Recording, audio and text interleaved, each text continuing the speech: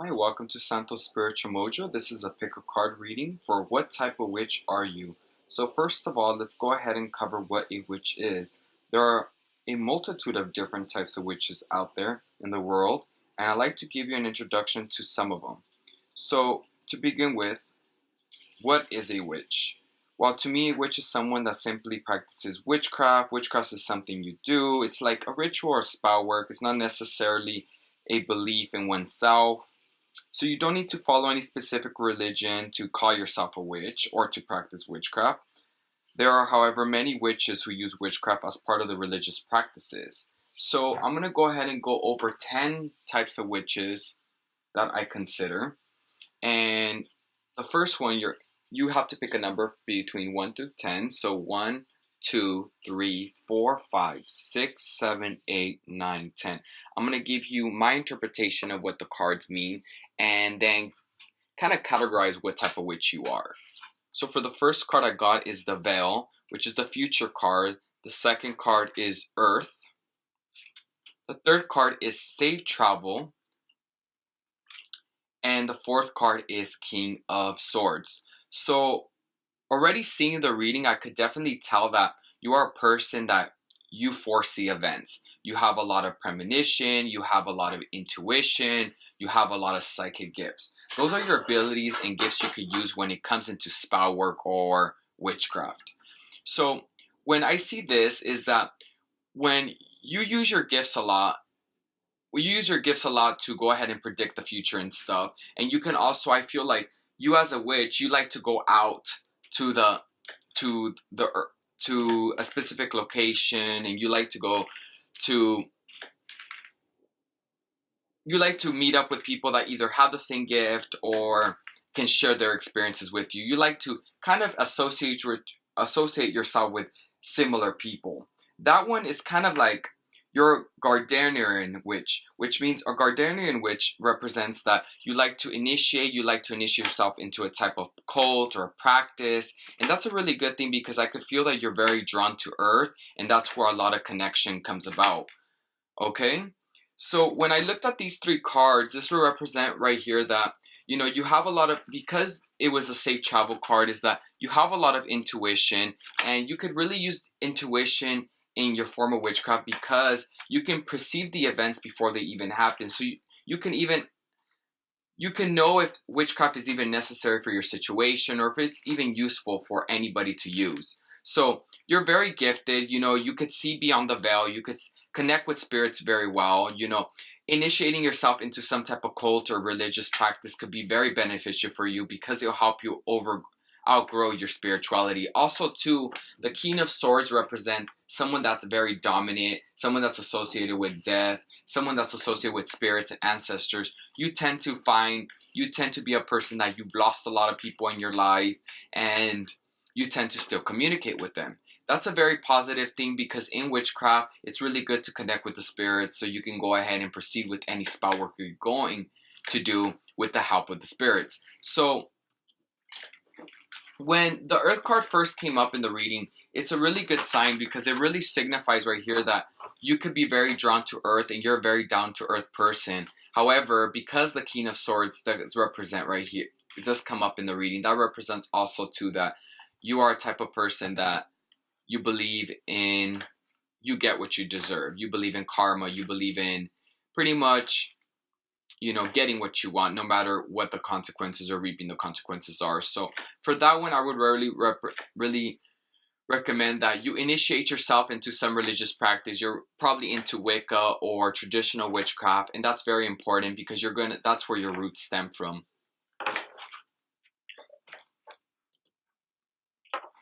So now for number two, I'm going to go ahead and explain to you what number 2 means. You got the Hearth, the Holy Mountain,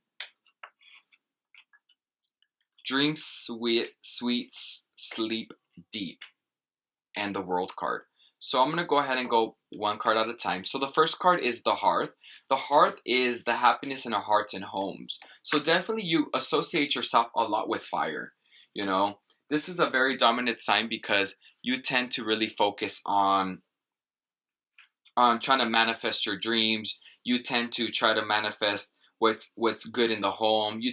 Your focus is really what are the matters of your heart, you know? That's when you're going to use witchcraft. So with this type of witch is, I feel like right here, you're going to grasp onto a lot of old concepts, but you're going to kind of mix in a little bit of the Kabbalah.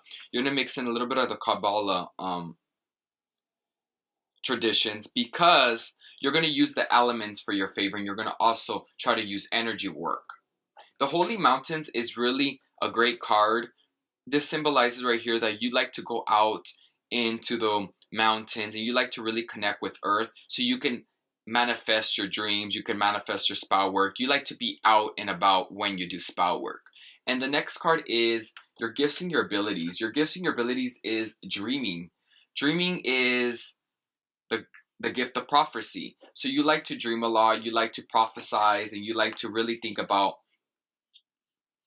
all the benefits when it comes into dreams. So you technically have a vision first in your dreams, and that's where the spirits are going to communicate with you. Then you go ahead and continue with spell work. Also too, with the world card, this is something that I like to tell people, is that the world card is a very positive card. It represents a lot of achievement, but however it does represent achievement, but it also represents struggles. So you tend to struggle a lot when it comes into spell work. Why? Because you kind of you kind of doubt yourself a lot, but you know what, at the end you end up getting what you want. You know, you prophesize, you see it, and it ends up happening. That's a very positive sign, but you end up overthinking it way too much. So this, I would consider yourself more of a Alexandrian witch, because you tend to use a lot of the Kabbalah, you tend to use energy practices in your witchcraft, and because you tend to use a lot of that, you shouldn't doubt yourself so much, because a lot of it has to do with your mind and what you set your mind to.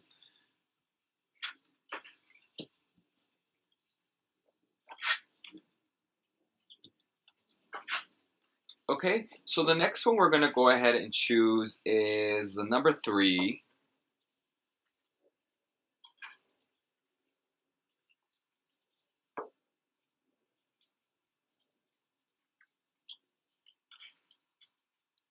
Number 3 is, you got the Ghost card, the Giveaway card, the Harvest card, and the 8 of Pentacles.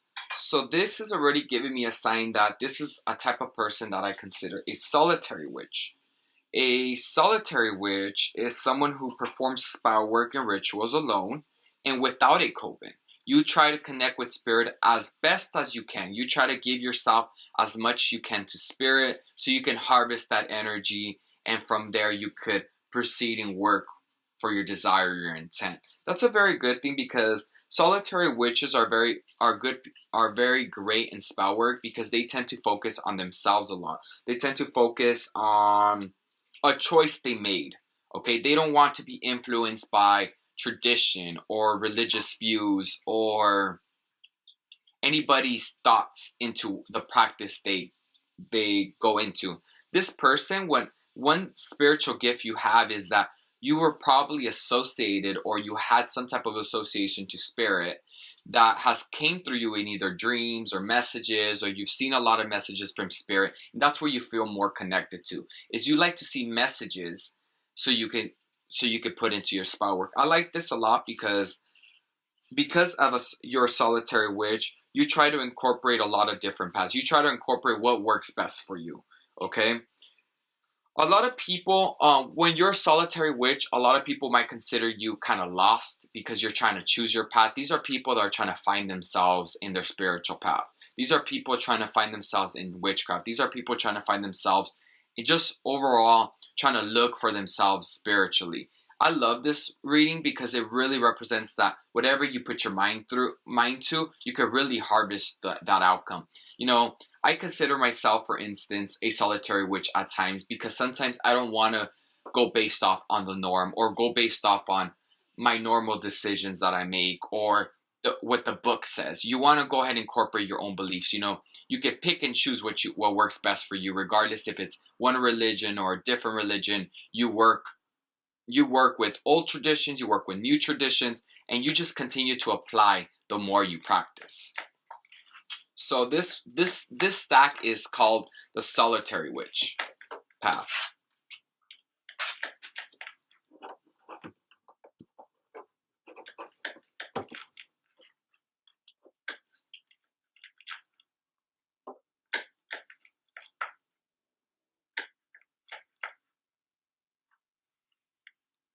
Okay, so the next one we're going to go ahead and choose.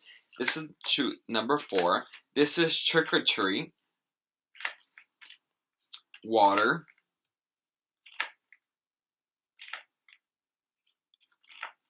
confidence, and 6 of Pentacles. So this is, from what I'm already seeing here, is the next stack is going to be what I considered an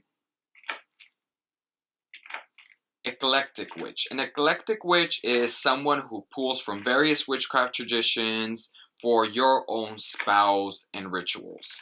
They rely on a variety in different cultures, beliefs, and systems to formulate their own personal witchcraft practices, which may change and evolve over time. And why do I say this? Is the first card that came up in the reading is a trick or treat card. When you go trick or treating, the first thing you do is you look for all the candies you like, and then you dispose or get rid of the ones you don't like, or you give it to people. You give it to people that either like the candies just because you don't want them. You know, you pick and choose what you want. This is very good because this helps you evolve over time. As this one also represents water, so this is going to be a lot influenced with your emotions. You know, you base your witchcraft practices on emotion. You know, what works best for you, what has brought you more accomplishment, and what do you like to practice? What makes you more into your comfort zone? If it's not into your comfort zone, you're not going to practice it. So this is where I say that being an eclectic witch is something very good because you have a lot of confidence in your spell work. You do what you feel is right for you, and your confidence just builds over time. The 6 of Pentacles also represents right here, you have the gift of giving. You tend to help people and aid people based off your own experiences and based off what you already have practiced in terms of witchcraft and spell work. So, you know, this could be simply from lighting a candle, from doing a bath, from picking certain herbs, or choosing certain amulets that work in your favor, and you try to apply that knowledge to other people.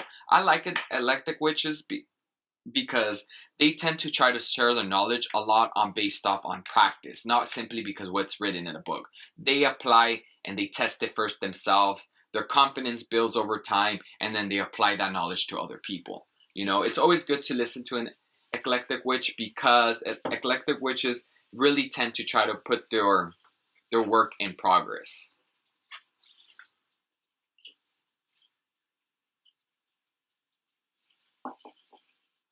The next one is stack number 5, and the cards I chose for you is Death,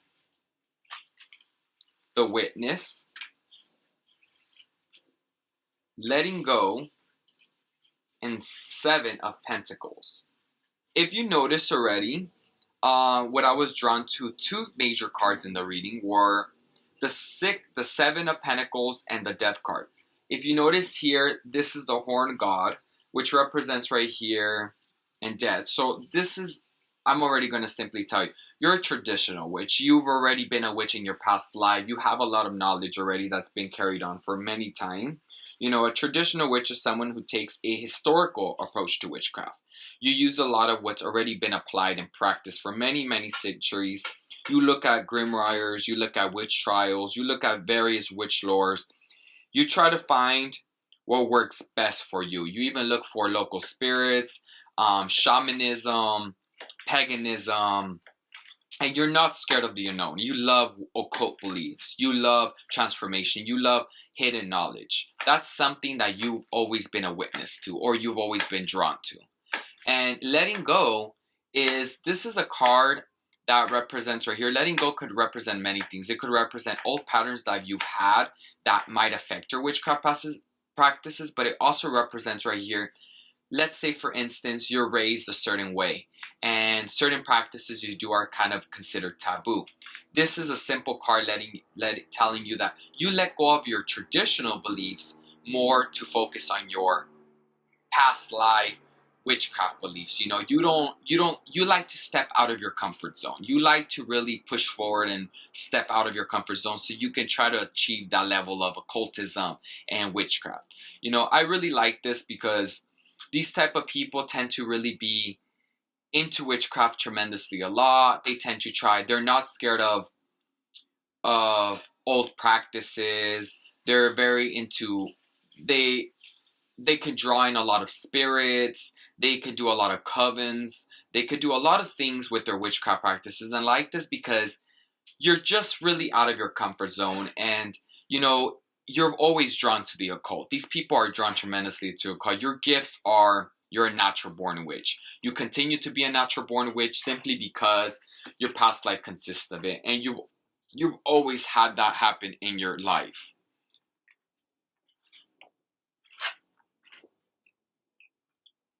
Okay, so the next card I'm going to go ahead and choose for you is the number 6.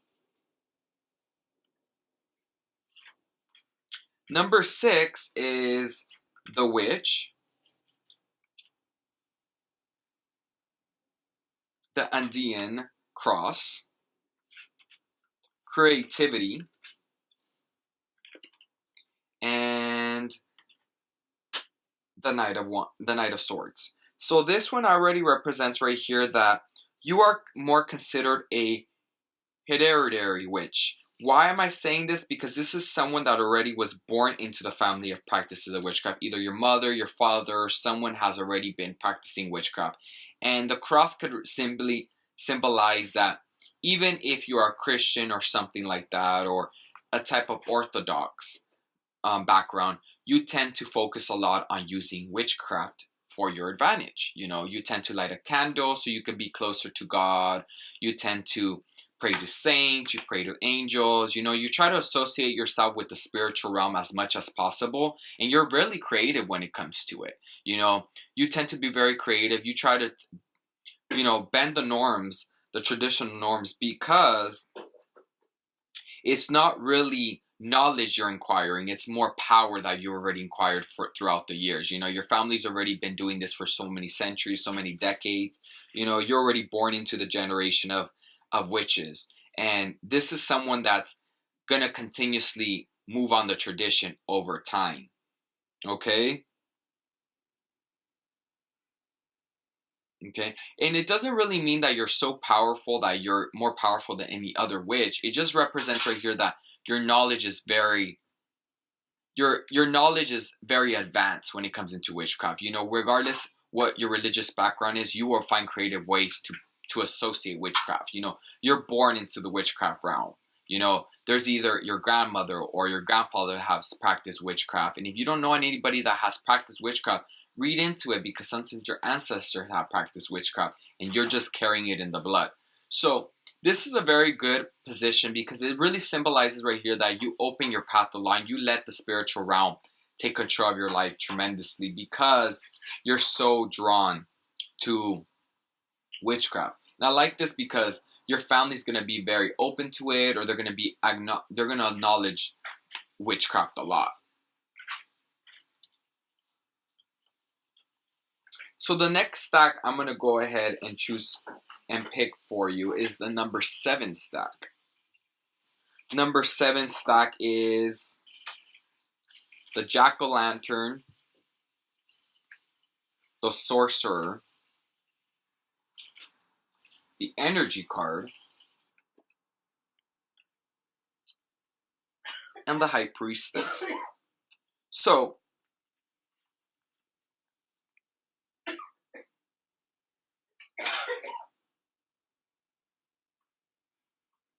I can already definitely tell right here that you're very drawn and very connected to the astral realm.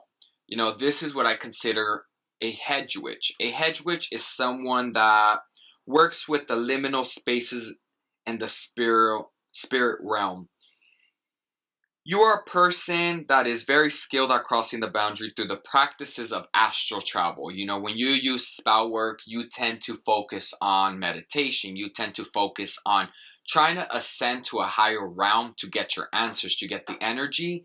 And you have a lot of sufficient protection, because I'm letting you know that when you dream or when you try to contact the other side, you tend to step out of your body. That's already signifying that you have tremendous amount of protection, and you have a great ability of astral projection, astral travel.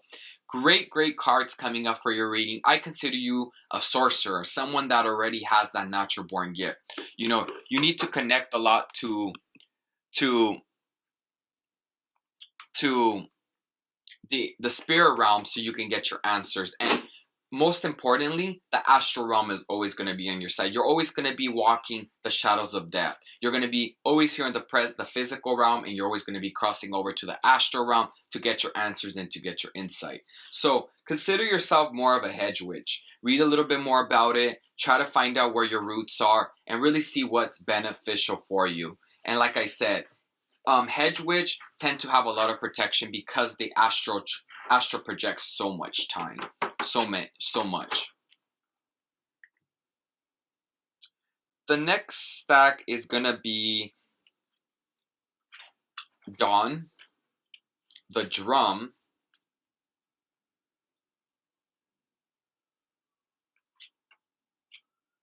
True Love Come to Me, and Two of Swords. So I was really drawn to the Two of Swords in this reading, and why I'm going to say that, why I'm going to tell you this is because I consider yourself more of a kitchen witch. The reason I'm telling you you're a kitchen witch is because you improvise. You try not to blind yourself tremendously when it comes into spell work. You try to work with what you got.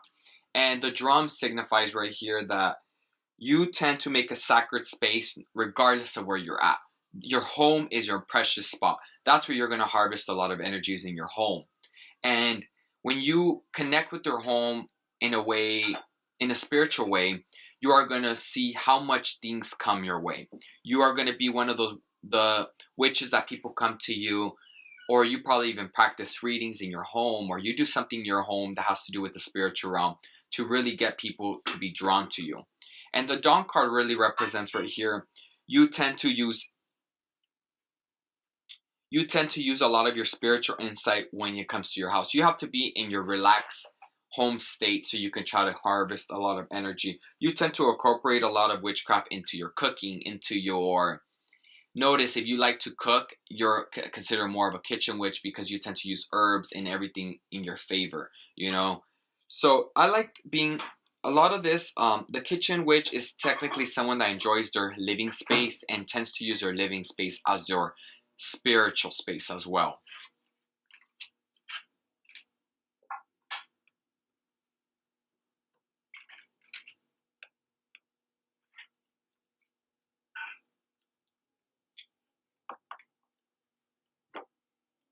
Okay, and then the next one is number 9. Number 9 is Black Cat, the Crow, the Health card, and the 9 of Pentacles. So the crow and the black cat are already symbolization of someone that's already a witch. You can tend to either see a lot of crows, you tend to see a lot of black cats. This is symbolizing already that you're considered a green witch. You go out into the forest, pick your herbs, or you're drawn to certain herbs that are really nature-based so you could do your spell work. You can be drawn to, if you notice the 9 of Pentacles, there's a lot of plants. You tend to use nature for your benefit. You mostly like to perform your spell work outside of nature when possible. Or you tend to bring a lot of the nature and outside world into your home so you can practice it. This is where I consider yourself to be a green witch. And why do I see that? Because green witches tend to be extremely nature-based. Even health-wise, that could represent right here that you can either be a vegan or you've done some extreme dieting in terms of being a vegan or being even a partial vegan. So you can go ahead and try to connect more with the earth because you don't like to use animals or anything like that for your witchcraft. You tend to try to connect a lot with the herbs and you try to connect with nature as much as possible so you can build yourself.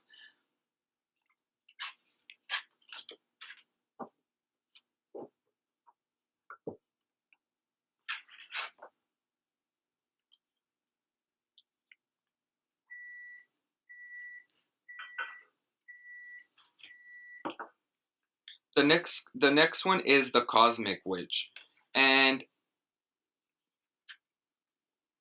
I'm letting you know that number 10 is the Cosmic Witch because that's my last interpretation of what I consider witches to be, because I have 10 of them, 10 considerations of witches. And the Cosmic Witch is someone that very incorporates astrology and astronomy into their witchcraft. You are a person that's going to use the divination. You are going to use astrology. You are going to use your divination tools to in your spell work. So you're going to try to use you're going to use divination, astrology, planets into your spell work. You're going to try to create a circle of protection around yourself when it comes into spell work. You tend to focus a lot on patterns, and you try not to look at the bigger picture. You try to look at patterns and things that have already been happening and things in alignment, so it can influence your spell work.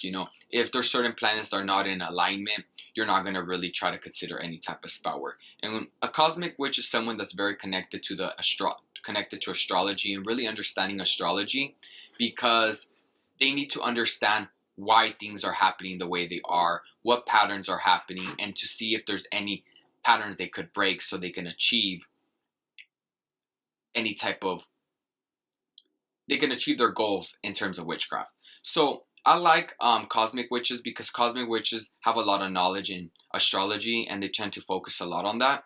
And the pomegranate is a very good sign symbolizing blood. You're very, very, it already runs in your blood. You're already drawn to it. You've been into astrology for such a long time, and it's only been benefiting you throughout the times. You've understood yourself more, you've connected yourself more, you even glamorized yourself so much to the point where you're very confident in what you do.